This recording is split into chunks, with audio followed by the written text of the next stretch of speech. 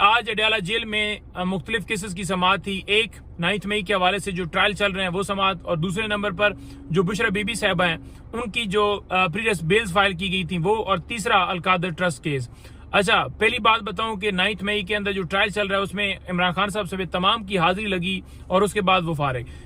उसमें समाअत जो है मुलतवी हो गई। दूसरे नंबर पर जो बुशरा बीबी साहब हैं उनकी तरफ से जो प्रीवियस बेल्स फाइल की गई थी उसमें अब क्योंकि वो इस वक्त कस्टडी के अंदर हैं तो लिहाजा वो हम पोस्ट अरेस्ट बेल्स के अंदर जा रहे हैं। नंबर 3 जो मैंने आपको बताया कि अलकादर ट्रस्ट केस के अंदर जो है आखिरी गवाह जो है उसके ऊपर क्रॉस एग्जामिनेशन हुआ और ये जो ट्रायल है वो कंक्लूड होने की तरफ जा रहा है। क्रॉस एग्जामिनेशन मुकम्मल नहीं हुआ, अब मजीद जो है इस आखिरी जो गवाह है उनकी तरफ से उसके ऊपर क्रॉस होगा नेक्स्ट डेट के ऊपर, उसके बाद हमारे गवाह और फिर फाइनल दलाल दिए जाएंगे। अच्छा, पहला case Khan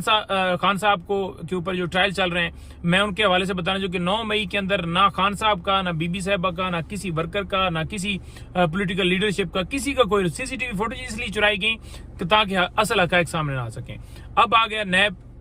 Al-Qadir trust case के अंदर क्या है। अलकादर ट्रस्ट केस के अंदर जितने गवाह हैं, एक गवाह ने भी इमरान खान साहब या बीबी साहबा के खिलाफ गवाही इस हवाले से नहीं दी कि उन्होंने कोई फाइनेंशियल बेनिफिट लिया हो। वो ट्रस्टी हैं अलकादर ट्रस्ट में, और जो पैसे आए थे सुप्रीम कोर्ट के अकाउंट में आए थे 190 मिलियन पाउंड, और वो हुकूमत पाकिस्तान को जा चुके हैं, लेकिन फिर भी केस ये चलाया जा रहा है, लेकिन अल्लाह ताला करम करेगा। अच्छा, इसके अलावा जो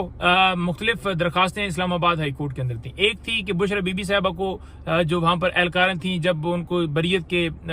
ऑर्डर हुए उसके बाद उन्हें रिहा करना था, लेकिन रिहा नहीं किया गया, बाहर गेट से भी नहीं लाया गया, अंदर से ही उन्हें दोबारा जो है वो अरेस्ट किया गया, बल्कि मैं कहूँगा अगवा किया गया, क्योंकि ये एक बड़ा कोइंसिडेंट है। आज इस्लामाबाद हाई कोर्ट के अंदर भी ये कहा गया कि ये कैसी बात है कि एक टाइम के ऊपर ही एक बरियत वाला मामला होता है और साथ ही वारंट भी होते हैं एक ही दिन, ऐसा कोइंसिडेंट कैसे हो सकता है। तो ये प्री प्लान था कि यहां से होगा तो दूसरे में उठा लिया जाएगा, और यही आज इस्लामाबाद हाई कोर्ट ने कहा कि 108 अगर तोहफे हैं तो 108 दफा आप गिरफ्तार करेंगे, 108 दफा ट्रायल आप करेंगे। तो मतलब ये चीजें सारी आपको पता होनी चाहिए कि एक केस जो है उसमें सजा दी जाती है एक जुर्म के ऊपर, उसके बाद फिर उसी जुर्म के ऊपर दोबारा ट्रायल किया जाता है, फिर तीसरा, अब चौथा केस जो है वो स्टार्ट किया गया तोशाखाना का।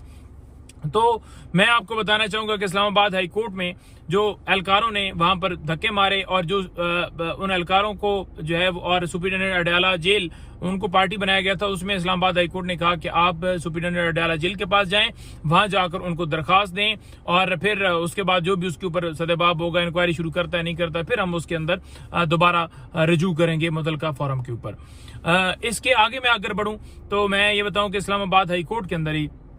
जो बीबी साहबा के ऊपर मुकदमात की तफसीलात उनको मजीद किसी मुकदमे में ना गिरफ्तार करने के हवाले से, और जो है वो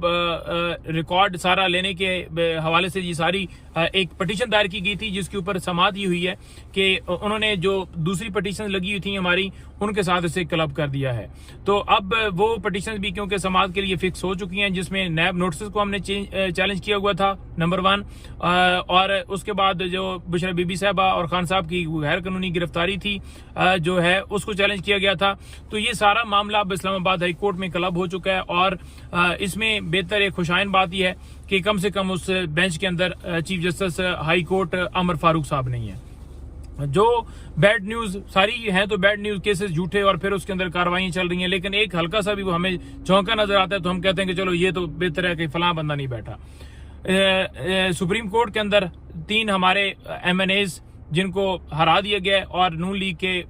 MNAs को जितवा दिया गया है। मैंने खुद एप्लीकेशन दी थी अपने हल्के से, लेकिन मेरी दरखास्त कबूल नहीं हुई। हमारे खिलाफ जिसने भी दरखास्त दी उसकी दरखास्त कबूल भी होती है, बल्कि रिकाउंटिंग में वो हरा दिए जाते हैं। फिर अब जो भी प्रोसेस करते हैं, नीचे से सूगा मारते हैं या कुछ भी करते हैं, वो सिर्फ अपने वोट डालने के लिए और उनकी तादाद बढ़ाने के लिए जो भी सारा प्रोसेस किया जाता है वो सारी दुनिया के सामने फॉर्म 45 लेकर कभी भी किसी जगह पर भी नहीं आते। पहले डाका इलेक्शन में डाला गया, फिर जो है मखसूस नशिस्तें छीनी गई, फिर जनाब जो है वो सुप्रीम कोर्ट ने अब कहा कि अब ये जो मेजोरिटी है ना इसको कैसे कवर किया जाए, ये जो तादाद पूरी नहीं हो रही तो तादाद पूरी करके जो भी प्लान है एक्सटेंशन का हो या काले कानून लाने का हो, तो मैं आपको सामने ये सारे हकायक रखना चाहता था कि जो ये सारी सूरत हाल है जी।